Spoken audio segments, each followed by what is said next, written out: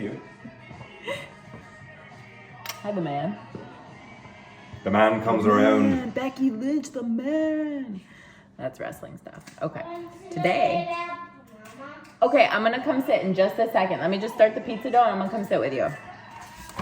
Okay. I'm making pizza for you later. Pizza dough from my cookbook. Sourdough pizza dough. Okay. Really, really, really simplistic. Alexa, what's 195 times 2? I think it's 320. 195 times 2 is 390. 390. What was I saying? Okay, so 390 grams of water. This is going to be enough for 4 pizzas. There we go. 392, close enough. Okay, so this is gonna make 4 pizzas. My recipe calls for enough to make 2 pizzas, but I usually make more than 1 round at a time and then freeze the pizza dough so we can just thaw it, take it out, make it really easy. Okay, so 120 grams of sourdough discard for 2, so we'll multiply that by 2. Sourdough discard. This is whole wheat sourdough discard. Look at that little bit of hooch coming out. Oh, I want the hooch. Hooch is basically like a strong alcohol that's like at the top of your sourdough discard that grows and grows if you're not going to be using it, and it's just sitting kind of dormant in the fridge. To be clear, it's not where Elsa stores her extra vodka. It actually comes as a result of the fermenting process. Yeah, it's like a natural result of the fermentation. I'm like watching the scale. Okay, we're at 239. Doesn't have to be even, but that's about to drip anyways. Okay, I'm gonna come sit with you. 240 grams of discard. And then we're gonna do 9 grams of avocado oil, so times 2. So we'll do 18 grams of avocado oil.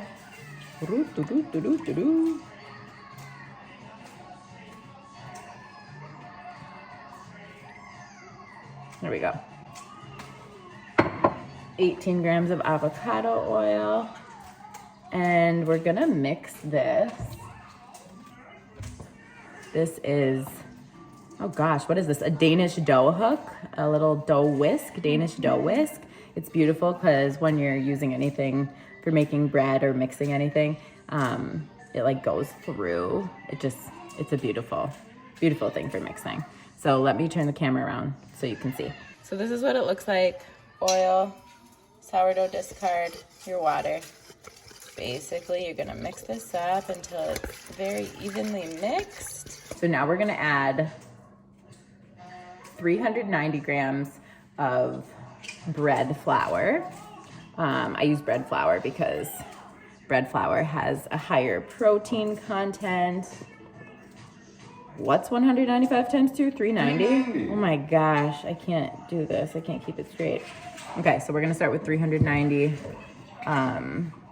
grams of bread flour, and then we're gonna let this sit for 3 hours after we mix this, basically letting it like rise again even more. It's kind of like feeding a sourdough starter.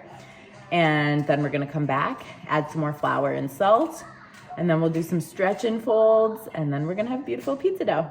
Here we go. Again, this is from this angle, so you can see how easily all of this mixes with the Danish dough whisk.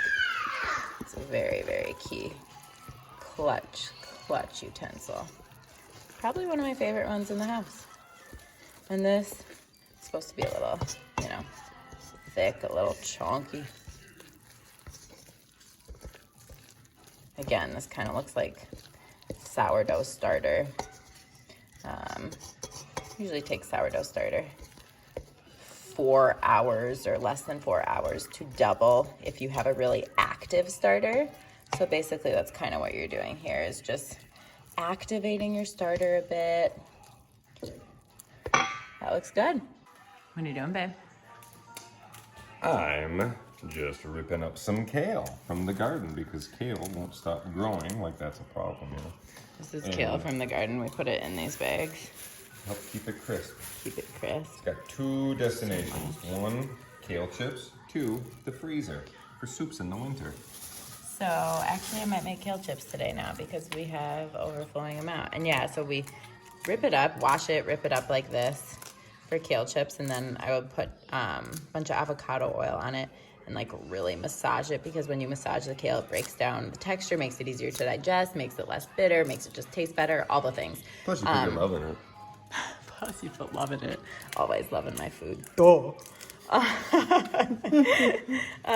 But yeah, then you can also put this in bags and freeze it to use in the winter in soups. We're gonna have fresh kale all winter. We won't have to go to the grocery store ever again. Back again. Gonna be making some delicious dairy-free, gluten-free, oat-based chocolate chip cookies. Loud. Okay. So we are going to have a bunch of ingredients here to start. We're gonna start.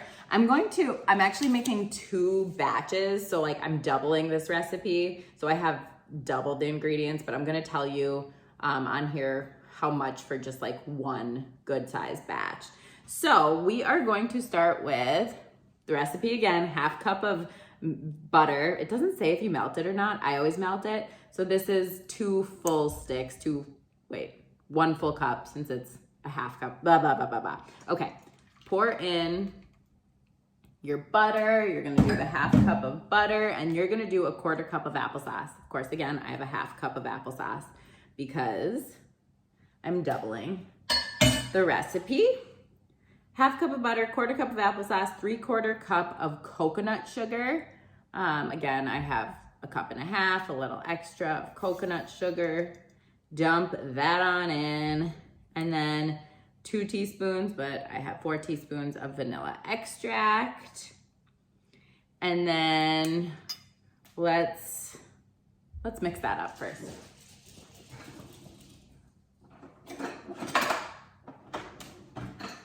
Gonna use this.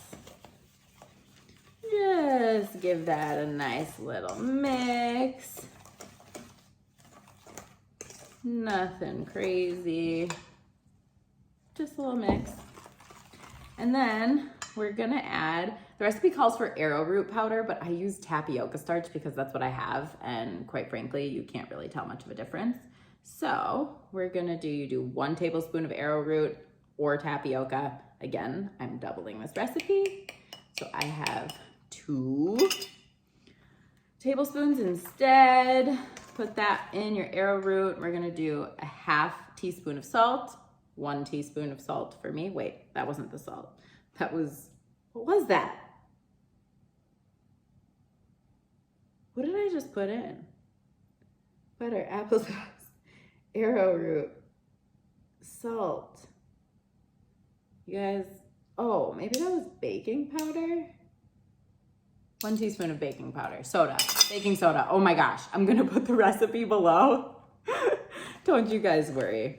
And then we're gonna add, I'm just confusing myself over here. And then we're gonna add rolled oats. You guys will be doing 1 cup. This is 2 cups for my double batch.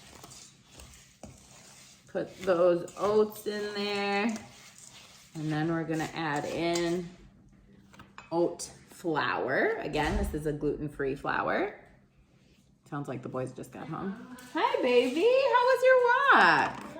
It was good? Yeah. I'm gonna come sit by you. Let me just finish mixing this. Got our oat flour in there. Mixing that in. We're making some cookies, baby. I'm making some cookie dough. Okay, oat flour, and last but not least, we add, this is cashew coconut pulp that I've made into like flour. You typically use coconut oat pulp for this recipe, but cashew works You have to go help him sit first. This is a coconut cashew flour from making milk at home. This is 2 batches worth or so. Mix that on in there.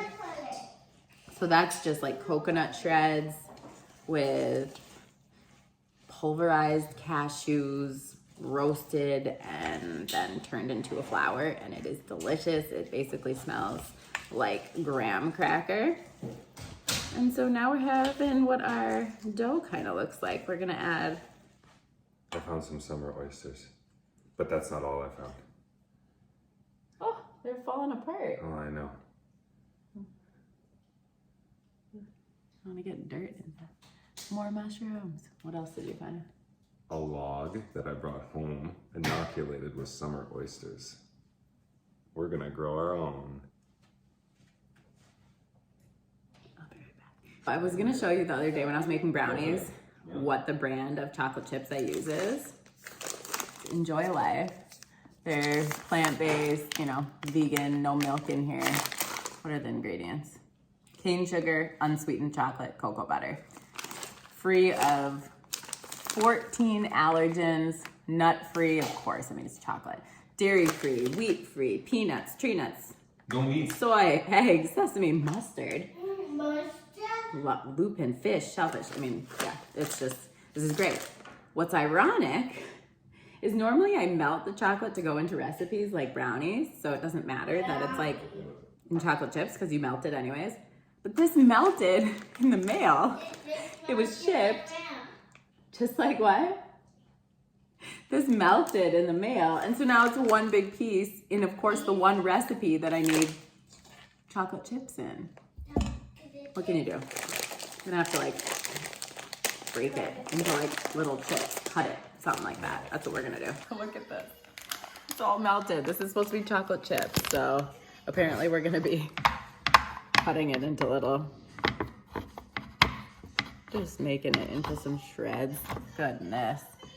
This is making this harder than it's supposed to be. When your packages are dropped off in the hot summer sun, right? Seriously. Just trying to like make shreds. Like, holy cow. I guess these aren't chocolate chip cookies, they're chocolate chunk. Chip, chunk, chewy, delicious. Okay.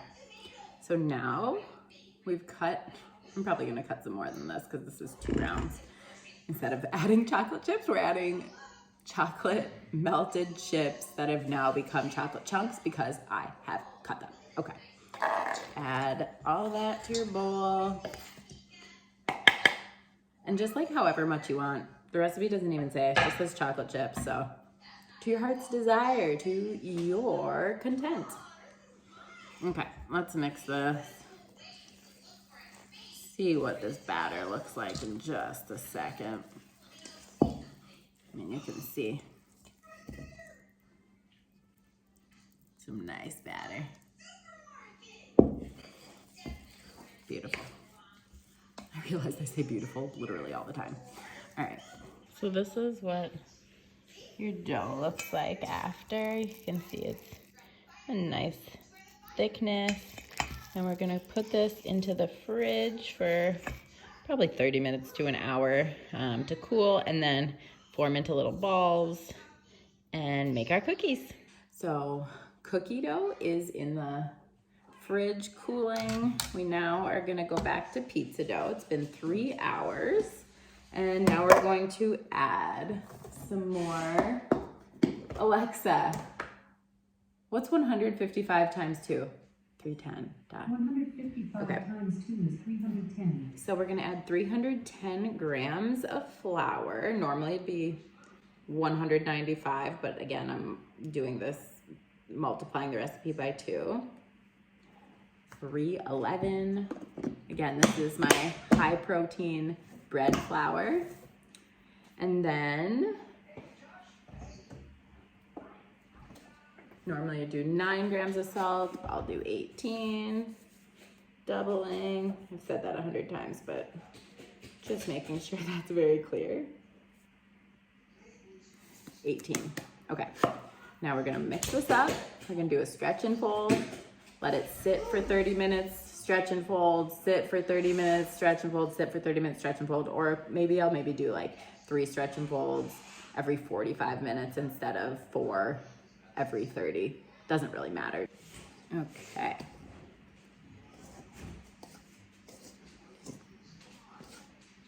Turn the camera so you guys can see what's going on in this bowl.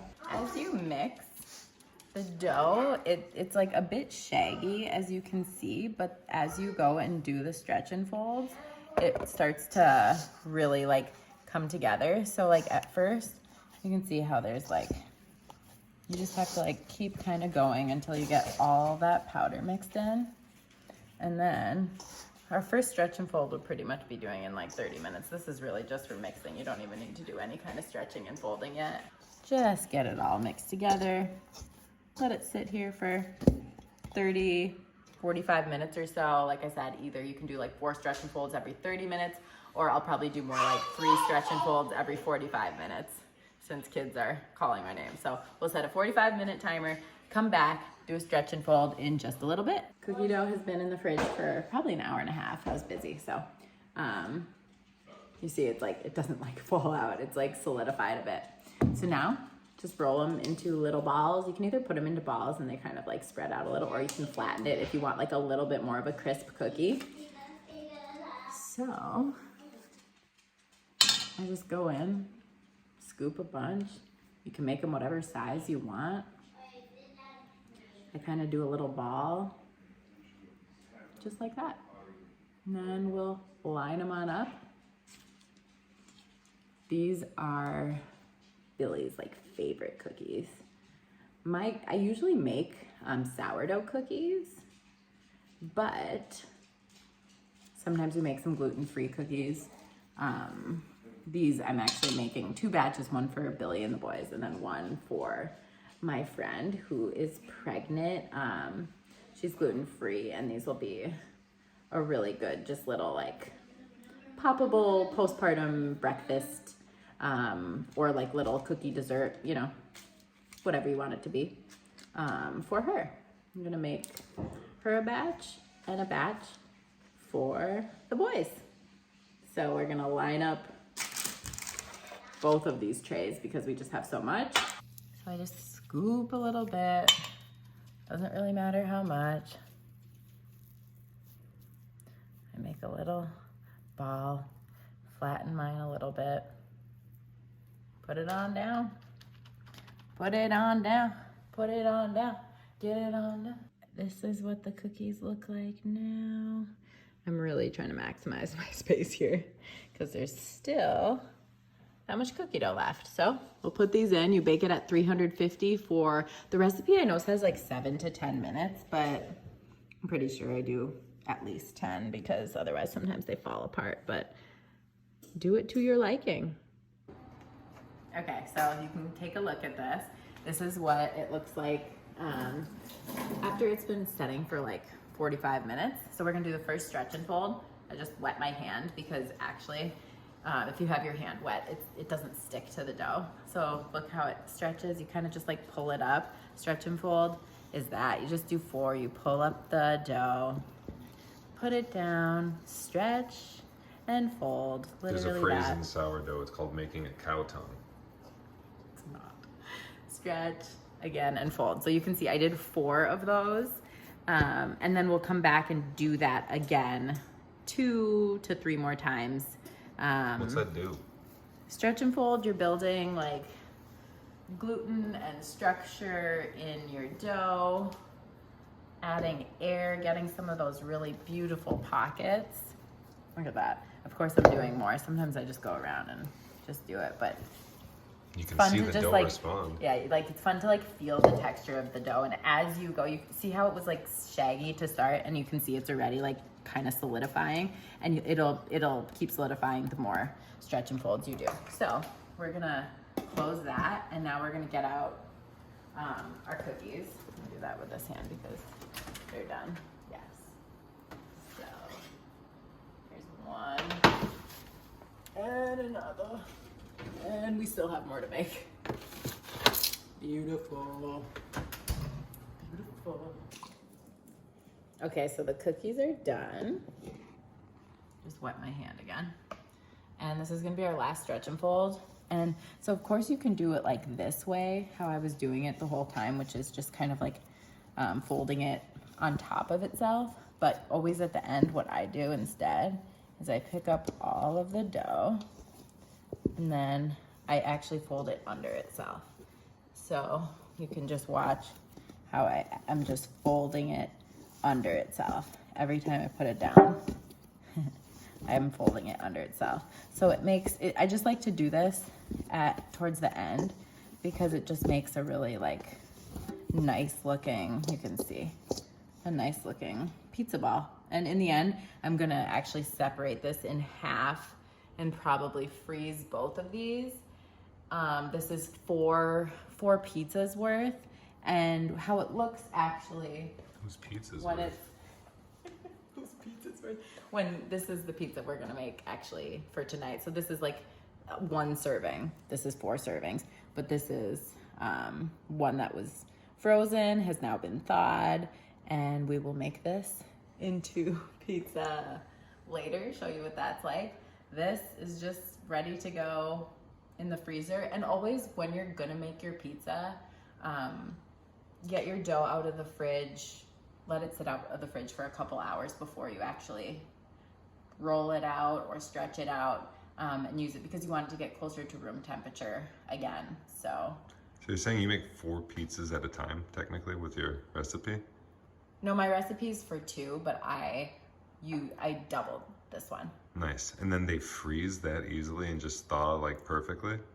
So you can like... My husband, the interviewer. It's amazing. Yeah, no, actually, when you freeze a lot of things like bread and rice, it actually lowers the glycemic index. It actually makes it easier to process on your body. It makes your blood sugar not like spike as easily. So we always freeze our sourdough. We always now freeze our pizza dough. Also because it's nice to just have it like ready to go, but because there's also a big benefit. We're pausing for a shared bowl. Billy and I always share our bowls. So this is literally a leftovers bowl. It is a lot of green. This is sombe. So sombe is cassava leaves. My mom brings them back from Africa, and I make like a really delicious sombe, and I put some peanut butter and onions if you have leeks, and we put a bunch of garden stuff in this one. But underneath, you can't even see it, there's a ton of quinoa under the whole thing. There, you can see quinoa. This is a yummy broccoli stir fry that we made earlier in the week. Actually, it's at the beginning of maybe the brownies video, some video. Brussels sprouts, I always make just a bunch of Brussels sprouts. And is there mushrooms in it? You forgot to put mushrooms? Sombe. Oh. There's some mushrooms. There's some mushrooms. This is just a leftovers bowl.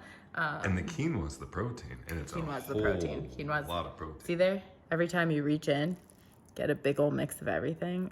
Oh, it's so good.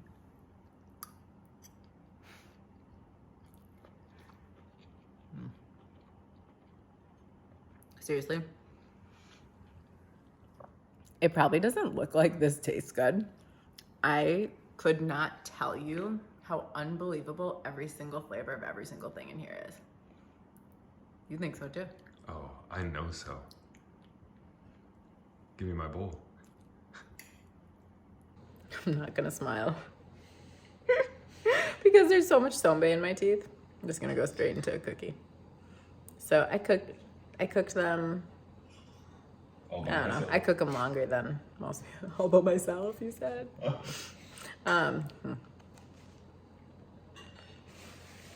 So good. What the hell did you say? I said that's so good. Let me be the judge of that.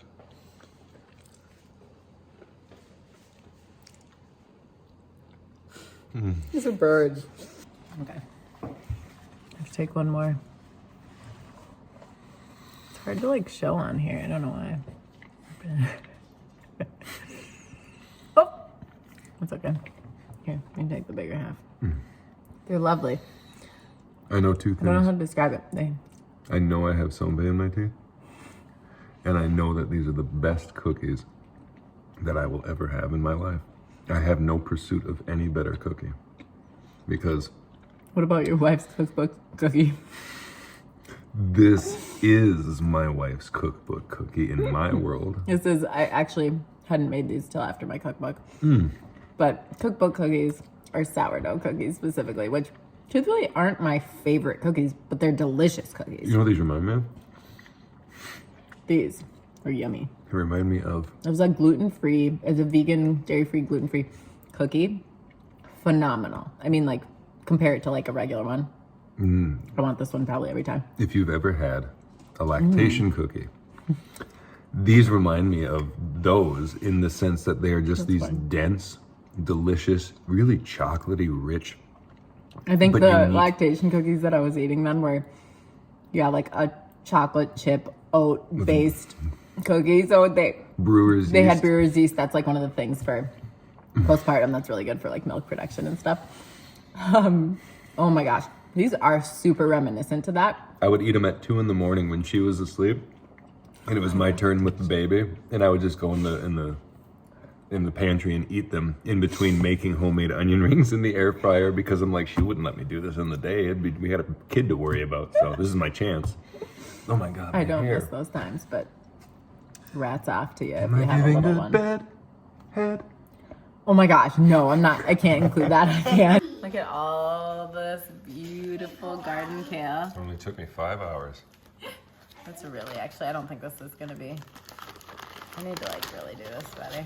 I usually would like fold this down, but Oh, that's a fun trick. Show 'em. well, still not even that great. What are you doing with this? We're gonna freeze all of this beautifully fresh. Who is this guy? Oh, that's my friend Pat. Pat. Pat, I need a cookie. It's Pat. I want a cookie. Yeah, you just had a cookie. This is for the freezer, so we can use it. Say Pat, Ollie. Say Pat. Oh my gosh, you guys are funny. We're just freezing this so we can use it in soups in the winter. So we have our pizza dough, and we're gonna make a pizza. I have this. This is filled with some flour, because putting just a little bit of, like, sprinkling a little bit of flour on your dough itself and on like the sheet that you're gonna use to kind of either roll it out or stretch it out and put it on. It helps it to not stick. Here's your dough. To not stick. Just a little more flour here. And then You call me. you just kind of roll it up. What is this? Oh, your mom's calling me. A little flour so it doesn't stick. I need to get a different rolling pin. Just kind of roll it out however you want.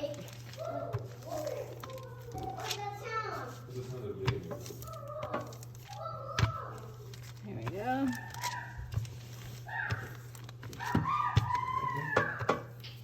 Kind of like that. You can, and then I kind of usually try to make like a cute little, not really cute, but just like a thicker little rolled crust to make it like a little more even on the sides.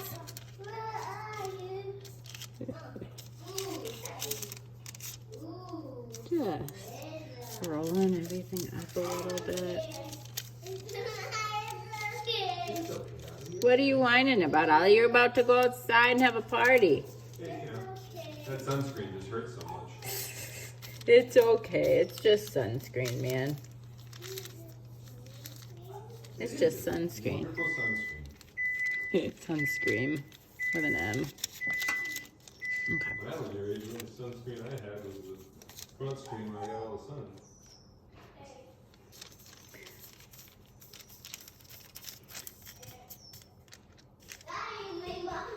There we go. Doesn't have to look perfect by any means, and it certainly doesn't, but it's made with love. Okay, so now we're gonna just put down some sauce here, and then, here, let me grab it.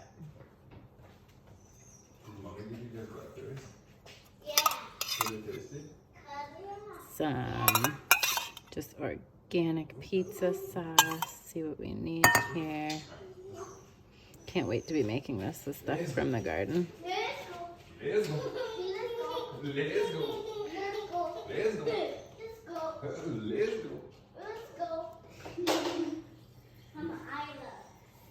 Your eye looks really good, man. Let me know when they get here. It's turned into a pizza party. Yeah, Mabel's excited. We're all going outside. Come down, Rainbow. Come down. That's very sweet. Come down, Rainbow. Here we go. Oh. And so this is the main cheese that I use when doing a vegan, dairy-free pizza. I love this brand. It melts really nicely. I usually also put mushrooms, I feel like, down first, but you know what? This works. Obviously, you can use this recipe with real cheese, but we're plant-based, and we will use a plant-based cheese. I guess some people would be like, okay, so what's that mean? But usually they're made from like modified potato and tapioca starch and, coconut oil and water and things like that. But this one, some of them don't taste great, but this one definitely is a really lovely flavor. And this brand has other kinds of cheese as well. Like we get their cheddar and their Parmesan versions. And okay, so I like to not like cover every little spot because otherwise it gets like really, really heavy. But kind of like that, just spread it out. And also I would normally be, this has been plant-based pepperoni slices that we use, and it's a really good one as well. But normally I would be making this into some kind of garden veggie, pizza, but this is for the boys. So, oh my gosh, that's a big, thick piece of pepperoni. All right.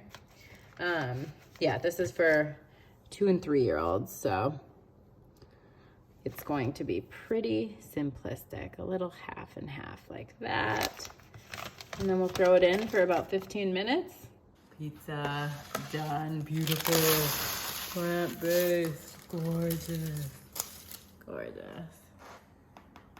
Listen to that. Knock, knock, knock, knock, knock. There? So beautiful. Can you believe this is plant-based? Can you believe that's plant-based cheese and pepperoni? Stunning.